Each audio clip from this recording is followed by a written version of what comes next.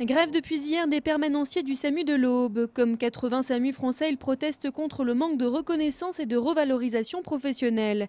Depuis 3 ans, ils tentent d'obtenir des avancées. En vain, les dernières négociations du 15 décembre sont jugées insatisfaisantes. Le mouvement est lancé, la grève est illimitée et les professionnels réclament entre autres le passage en catégorie B.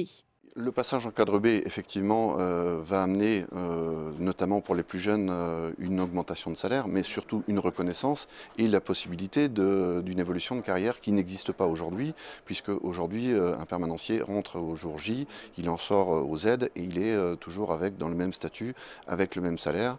Et ça n'est pas, au jour d'aujourd'hui, ça n'est plus acceptable.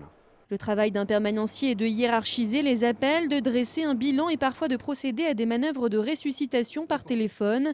Les PARM traitent d'ailleurs la moitié des appels, ce qui permet aux médecins régulateurs de se concentrer sur les cas les plus graves.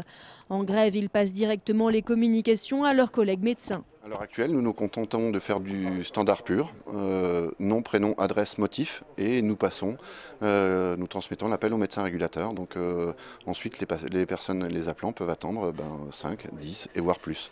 Je tiens à préciser que les urgences vitales sont prises en charge immédiatement, sans tenir compte du fait de la grève. Et des professionnels qui les soutiennent malgré l'engorgement suscité par le mouvement. Il priorise ces appels.